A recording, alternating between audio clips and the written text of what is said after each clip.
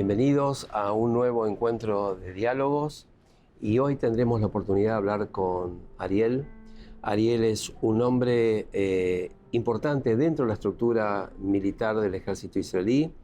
Él ha participado hasta no hace mucho en un grupo de élite. Así que seguramente con Ariel, después de la guerra de Irán, aunque la guerra de Hamás todavía está vigente, vamos a poder entender y conocer, como suelo decir yo, el lado B o la contracara de lo que vemos diariamente en la realidad del Estado de Israel. Así que, hola Ariel, es un placer verte, no sé si en Modín o en Jerusalén, pero sé que estás en Israel. Correcto, sí, estoy en Modín, una ciudad a las afueras de Tel Aviv, uno de los suburbios de la zona metropolitana, a unos 20-25 minutos del centro de la ciudad. Te voy a sorprender con la pregunta que te voy a hacer, Ariel. El mundo conoce actualmente una serie que se hizo muy famosa que se llama Fauda. Me gustaría preguntarte si Fauda existe en la realidad o lo que vemos es solo una ficción o inspirada en un hecho real. La serie Fauda, que se ha hecho muy famosa en Netflix en los últimos años, es real. Es la historia de mi unidad, en la que yo fui oficial durante 25 años, a tal nivel de que las historias que cuentan son tan reales que nosotros, los participantes, a veces sabíamos predecir qué iba a ocurrir en la siguiente escena. Pero, por supuesto que es ficción en el aspecto dramático Hollywood, ¿sí?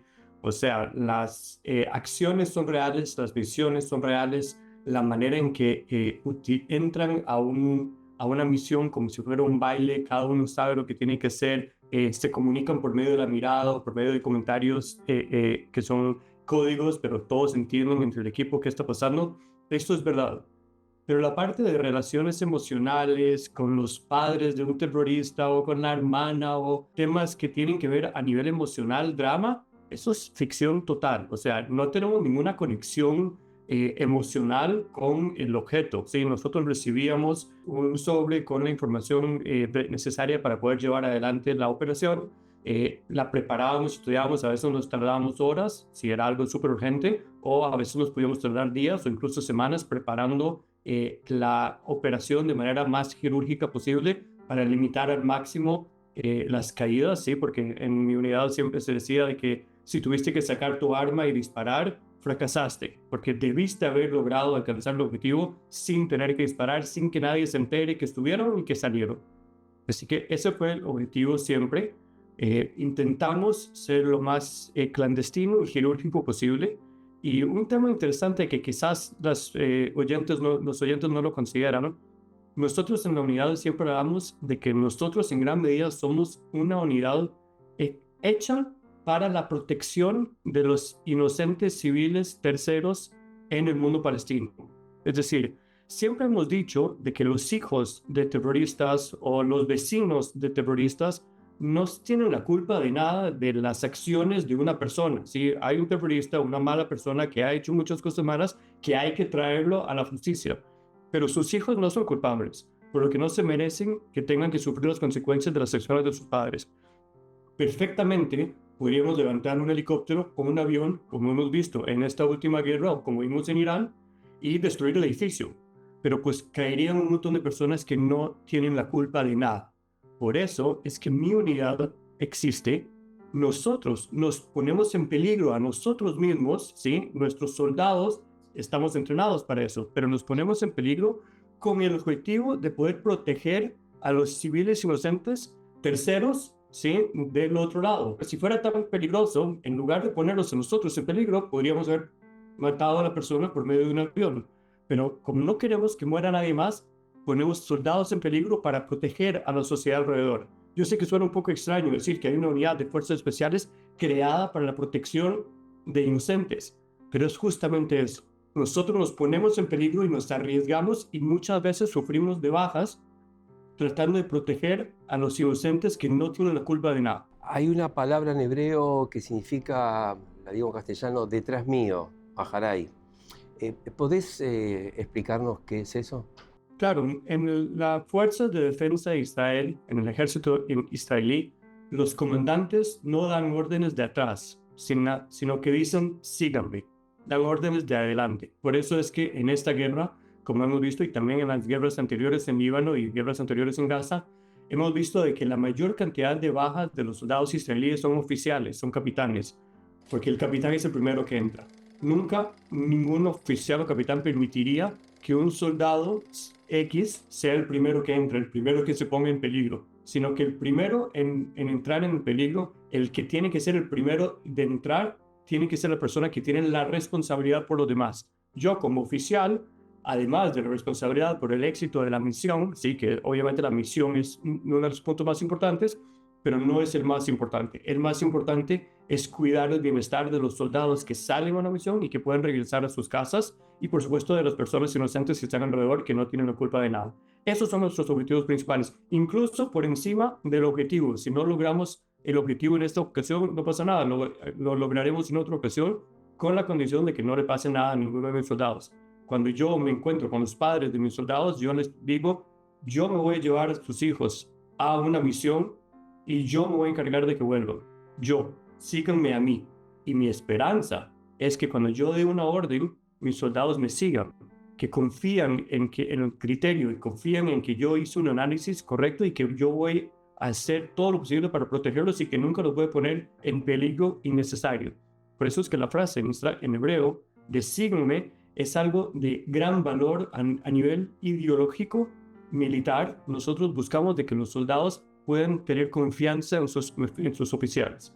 Les cuento que Ariel es un excelente fotógrafo. Y Ariel un día me mandó una foto de las que me suele mandar a veces de su vida. Y la foto era en el medio del desierto, una fogata, 8, 10, 12 hombres reunidos o alrededor del fuego, las camionetas iluminando el lugar. Y la verdad que me gustaría que nos expliques de qué se trata eso. Y creo que ahí hay un lado B de lo que no conocemos respecto a tu participación o la participación de esos hombres militarmente.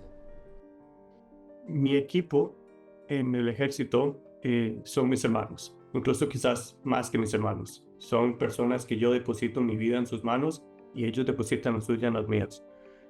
Nosotros estamos ahí uno para el otro desde que nos conocimos en el inicio del entrenamiento hace tantos años y hasta la fecha. Nos hemos visto crecer y madurar, hemos visto cómo nuestras amistades o noviazgos se convierten en matrimonios y cómo van creando los hijos y cómo los hijos van creciendo y cómo ahora los niños nuestros están enrolándose al ejército. Somos parte Increíble. indispensable de la vida uno del otro. Pongo eso a un lado porque pues me imagino que alguno que habrá visto la serie podrá comprender de que todos somos seres humanos y los seres humanos también sufrimos de diferentes tipos de traumas y tenemos temas emocionales y tenemos que lidiar y enfrentarnos el día a día con las cosas que vivimos, con las decisiones que tomamos, con las cosas que vimos que quizás hubiéramos querido no ver o con las cosas que hicimos que hubiéramos quizás preferido no haber hecho. El mundo es un lugar complicado y el mundo para un soldado de fuerzas especiales es incluso más complicado. Por lo que creo que también hay un hilo conductor que nos une a nosotros, porque nosotros somos los únicos que nos entendemos. Somos los únicos que sabemos qué significa esa mirada, que nos conocemos a tal nivel de que sentimos el dolor uno del otro, sentimos el pensamiento, sentimos el peso que lleva sobre los hombros cada uno. Y por eso, como usted lo menciona en aquella foto que tengo, por lo menos una vez al año, intentamos de que sean 2 veces al año, nos retiramos unos días a estar solo entre nosotros, a contar viejas historias, a reírnos, a llorar, a descansar y a tratar de separarnos un poco de la realidad para tratar de lidiar con la vida, porque pues creo que todos concordamos de que la vida a veces se complica y hace falta tener una red social fuerte para apoyarnos unos a los otros. Se habla mucho que el ejército genera importantes profesionales en todas las ramas que uno puede imaginar. En ese encuentro, después de 20 años, 30 años de conocerse, se me ocurre que lo que uno aprendió en el ejército tal vez lo lleva a su vida personal. Es el caso que cuando se reúnen hay hombres que se dedican a la ciencia, a los avances tecnológicos. ¿Qué pasa en ese grupo? Que debe ser replicar grandes grupos iguales en el Estado de Israel por cientos, digamos, ¿no? Yo tengo 2 títulos académicos universitarios y por supuesto que estudié en un bachillerato en la escuela y he adquirido muchas herramientas durante mi vida. Sin embargo, las herramientas más significativas que utilizo el día a día, tanto a nivel profesional en mi trabajo, como a nivel personal con mi esposa o como padre de mis hijos, son las herramientas que adquirí en el ejército. Nuevamente, haber estado en una unidad de fuerzas especiales es diferente que un soldado normal general. Sin embargo, lo que uno aprende sobre uno mismo, lo que aprende a nivel psicológico, lo que aprende sobre las capacidades, sobre comportamientos, sobre hábitos, sobre temas simples como no dejar para mañana lo que puedes hacer hoy, o levantes en la mañana y cumpla con la primera misión que debes cumplir o con la primera tarea que debes hacer, y de ahí en adelante todas las demás tareas irán avanzando, como enfrentarse a momentos de gran tensión, tener un pensamiento claro y nítido, poder compartimentalizar, ver la imagen grande y separarlo de imágenes pequeñas, tener la habilidad y la paciencia para poder pensar de manera estratégica, también a largo plazo y también a corto plazo, para poder generar esa fidelidad y confianza también en un equipo de trabajo, como lo que yo hago hoy en día o lo que hacen la mayoría de mis amigos. Ese tipo de cosas casi no se aprenden en la universidad. O sea, yo no conozco clases en la universidad en un MBA de Business Administration en que te enseñan cómo lidiar con tus empleados, cómo hacer para llenarlos de motivación, para que ellos sientan que son capaces de enfrentarse a cualquier cosa y que tú los vas a defender cuando incluso se caigan. Ese tipo de cosas se aprenden en el ejército. Y sin duda, uno de los secretos del éxito a nivel económico, financiero, del Estado de Israel, el Startup Nation, sí, te recuerdo que el Estado de Israel tiene más empresas startup unicornio que toda la Unión Europea junta.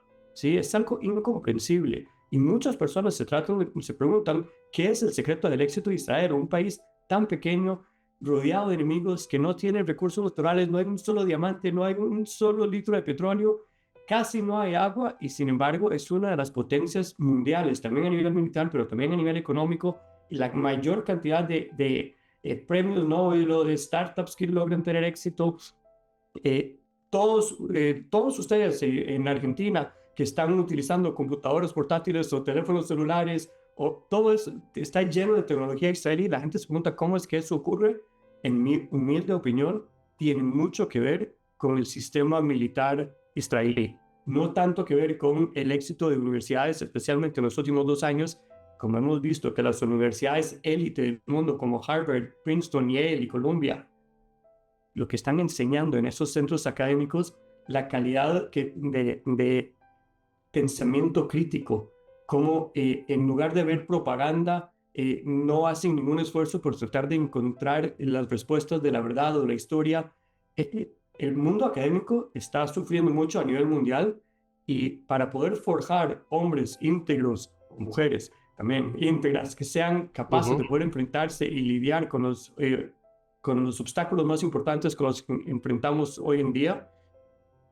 Interesantemente, yo creo que el ejército me dio a mí mucho más de lo que yo le di al ejército. No hace mucho, en uno de mis viajes, tuve oportunidad de ir a la Universidad Ben Gurión. Me paré en el puente y tenía el hospital a la izquierda, adelante, la universidad a la derecha, detrás mío edificios con grandes empresas tecnológicas y a la izquierda, atrás, una base militar. De pronto sentí de que todo está conectado, porque el joven que sale a la universidad puede ir al hospital, el joven que sale a la universidad puede ir a las empresas y puede ir al centro militar, o al revés, lo militar se nutre de todo lo que está alrededor. ¿Eso es un ejemplo de cómo funciona la sociedad israelí? Sí, pero yo diría de que el tema no es el aspecto militar en sí, sino es el aspecto de que el militar es la sociedad israelí.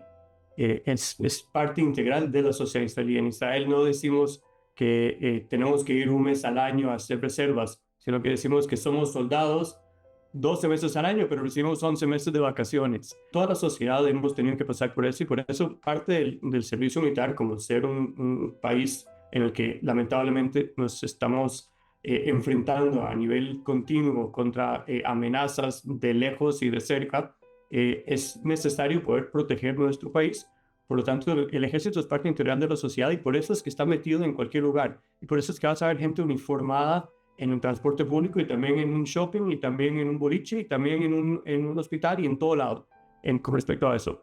Pero el otro aspecto, lo que vos mencionás, claro, eso es obvio. La universidad produce también a todos los médicos y a todas las personas que van a llevar adelante la tecnología biomédica en el hospital y también está produciendo a todos aquellos que están trabajando en los centros de alta investigación tecnológica. Es lo más natural que esté ahí la universidad y por eso es que en Beersheba, que fue estratégicamente organizado así, se dio de manera maravillosa. El ejército no es algo específico de Beersheba. Habrá gente en uniforme en todas las universidades y en todas las ciudades de todo el país.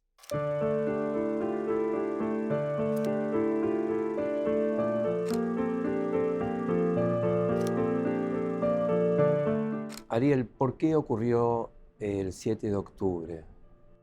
El 7 de octubre posiblemente sea el fracaso más grande de la historia del Estado de Israel y en gran medida va a ser estudiado en libros de historia universal por decenas de años más. En un lugar donde, no sé si ustedes están conscientes de la habilidad, de la inteligencia que tuvimos en Irán, a 2.000 kilómetros de aquí, a tal nivel que sabíamos exactamente en dónde estaba cada uno de los científicos nucleares o cada uno de los altos rangos del militar, en dónde estaba cada uno de los lanzadores de los misiles intercontinental balísticos y obviamente sobre los centros super top secret de todos los armamentos nucleares. Y sin embargo no sabíamos qué estaba ocurriendo aquí en el patio de atrás en Gaza. Es una contradicción, un disonance cognitivo de lo más terrible que hay. Y se basa en una serie de fracasos. La verdad, con respeto diría, y con un poco de humildad diría, de que no lo sé. Es decir, aún no sabemos porque aún no se ha realizado una investigación adecuada para que podamos comprender hasta lo más detallado la naturaleza del fracaso, principalmente para asegurarnos de que no vuelva a ocurrir. O sea, no estoy buscando culpables, es irrelevante. Estoy buscando a dónde fueron los errores y cómo hacemos para que no vuelvan a ocurrir.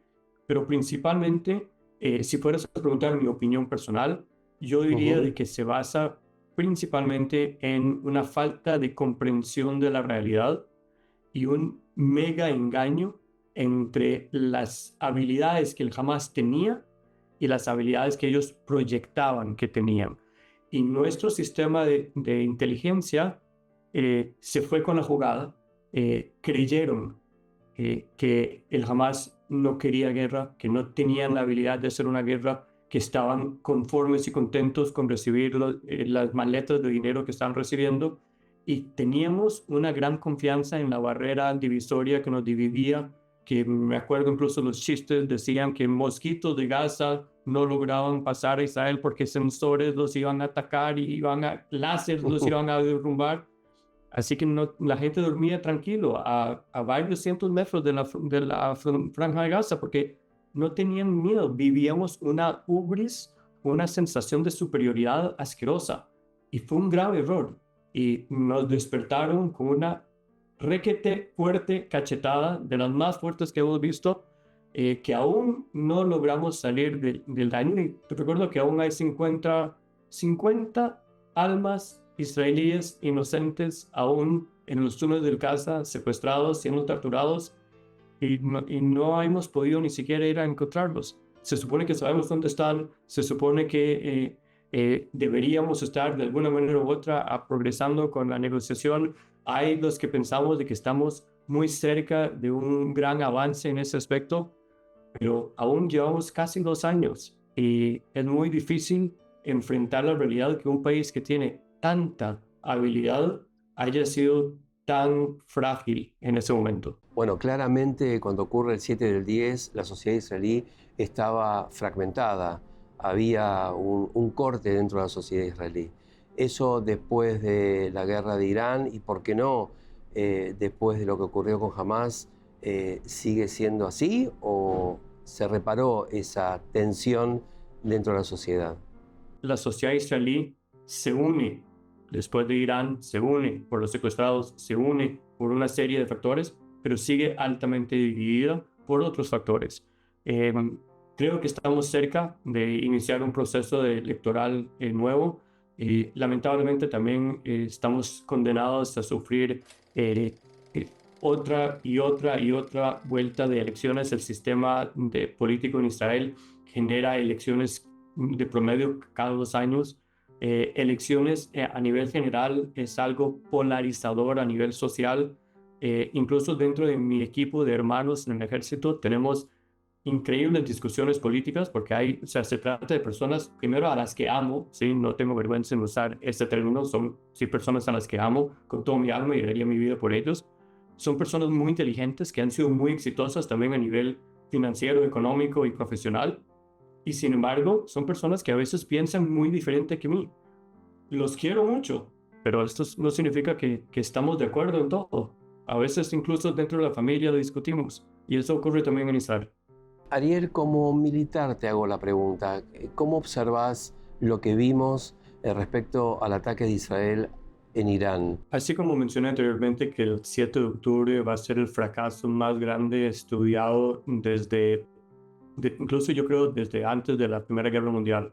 Creo que la batalla en Irán, principalmente la primera noche, va a ser estudiado como el éxito militar más grande de los últimos 100 años. Más adelante, cuando vayan descubriéndose todos los detalles sobre esa noche, vamos a poco comenzar a comprender la magnitud del éxito de esa noche. Es realmente incomprensible el éxito que tuvo a nivel militar e inteligencia. Haber fijado una serie de objetivos, una gran lista de objetivos, que cada uno de estos objetivos, tan solo unos meses atrás, era una fantasía, imposible, algo de locos. Es incomprensible. Es realmente algo que, o sea, ni siquiera en los productores más grandes de Hollywood se pudieran haber imaginado el éxito de las misiones súper locas que se realizaron la primera noche en Irán. Y así como vimos la pirámide, la casa de naipes que ha ido armando Irán en las últimas 3 décadas, se vino abajo en una noche. O sea, por supuesto que ha sido un proceso. Primero hemos estado luchando contra sus ejércitos en Hamas y Yihad Islámico en Gaza. Luego tuvimos que lidiar con Hezbollah, como con la misión de los beepers y los radios en Líbano. Y luego cayó Assad en Siria y hemos tenido que lidiar con Hezbollah en Siria y luego con las milicias en Irak. Y por supuesto, todo este tiempo Yemen. hemos estado luchando con los hutíes en Yemen. Y, o sea, todo esto es Irán, ¿sí? Es financiado, patrocinado, preparado, incitado por Irán. Ellos creían que nunca iban a tener que lidiar directamente con nosotros. Pues para eso ellos le pagaban a otras personas para pelear con Israel. Y cuando se dieron cuenta de que se les vino encima, fue algo, yo creo que para ellos, game changer. Esto va a cambiar la manera en que el Medio Oriente va a ocurrir, va a cambiar el sistema de traslado de comercio, ¿sí? De China e India hacia Europa, va a cambiar el sistema de cómo funciona el petróleo, va a cambiar el balance de poder de los petrodólares internos entre Irán y Arabia Saudita, las dimensiones geopolíticas de la terrible caída del bluff de la filosofía iraní que resultó ser todo mentira, se van a sentir recién en los próximos meses y todo va a ser gracias a una sola noche en la que un grupo relativamente chico de personas que decidieron hacer misiones que nadie nunca pensaba que iban a ser posibles. Bueno, estamos tratando de terminar esta entrevista y quiero consultarte acerca del futuro. ¿Qué ves, qué observas como hombre de la sociedad israelí, como militar, acerca de lo que posiblemente veremos en un futuro próximo en el Estado de Israel? Podría resumir tu pregunta con una sola palabra. Soy optimista. No me queda de otra. Así que a la fuerza tengo que ser optimista. El optimismo es clave porque si no, no sé cómo podríamos vivir. Así que sí, soy optimista. Creo que estamos en vísperas de grandes cambios. Creo que el haber caído la casa de naipes de Irán va a tener serias implicaciones sobre Gaza y Hamas. Creo que la conducta del presidente Trump en los últimos días ha sido clave para poder hacer un progreso hacia el firmar un acuerdo. Sí, les recuerdo a todos los oyentes de que el gobierno de Israel ha dictado que hay 2 objetivos específicos de la lucha en Gaza. Uno es asegurarnos de que Hamas sea destruido por completo y que nunca vuelva a tener una amenaza sobre Israel, y traer a los secuestrados lo más rápido posible a casa. Lamentablemente, ese primer objetivo, yo no quiero decir que no sea realista, pero no es realista, porque, o sea, no hay un momento en el que uno dice, ok, jamás dejó de existir. O sea, mientras haya una sola persona en Gaza que esté dispuesto a ponerse una banda verde en la frente y levantarse en la calle, jamás seguirá existiendo. Jamás es una idea. Las ideas no se matan. No se puede destruir una idea así de más. Así que personas pertenecientes al Hamas, que llevan el Hamas en el corazón, que son ideológicamente corruptos y creen que por medio de asesinar a niños y niñas inocentes es un medio legítimo para la resistencia, esas personas van a seguir existiendo. Y nosotros tenemos que asegurarnos de que esas personas no puedan generar el daño que ellos desean generar, y que no puedan alcanzar llegar al paraíso donde los esperan las 70 y resto vírgenes que se supone que los están esperando según su religión. Nosotros tenemos que asegurarnos de que eso no pase. Pero decir que vamos a luchar hasta destruir al Hamas, eso no tiene mucha lógica. Vamos a luchar todo lo que podamos para destruir la infraestructura del Hamas, para destruir el sistema político y militar del Hamas, para destruir los túneles y los cuarteles de guerra que ellos se escondían dentro de los hospitales y las escuelas de niños. Y vamos a tratar de hacer lo posible para generar un futuro más brillante y positivo para los niños en Gaza. Ojalá que ellos puedan crecer en un mundo libre en el que no tengan que tener miedo.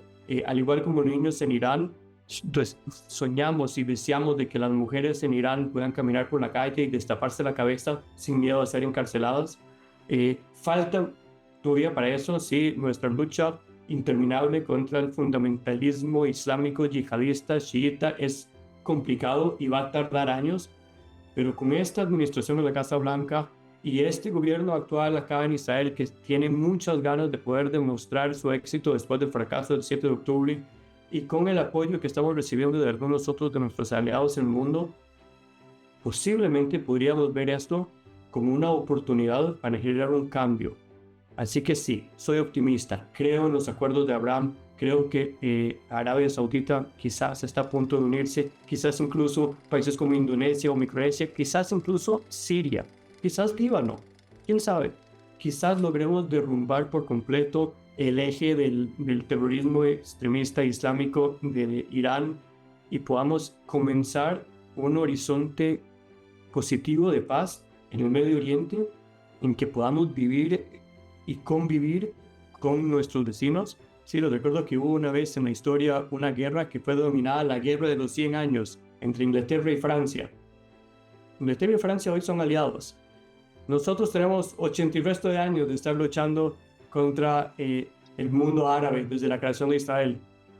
Ok, tal vez algún día nosotros también podamos resumir el capítulo del conflicto árabe-israelí en una página, en un libro de historia, en el bachillerato en Argentina, y que la última frase sea que en el 2025 se firmaron los acuerdos y decidimos dejar a un lado el odio y el rencor y comenzamos un nuevo camino de cooperación, paz, seguridad para todos, libertad.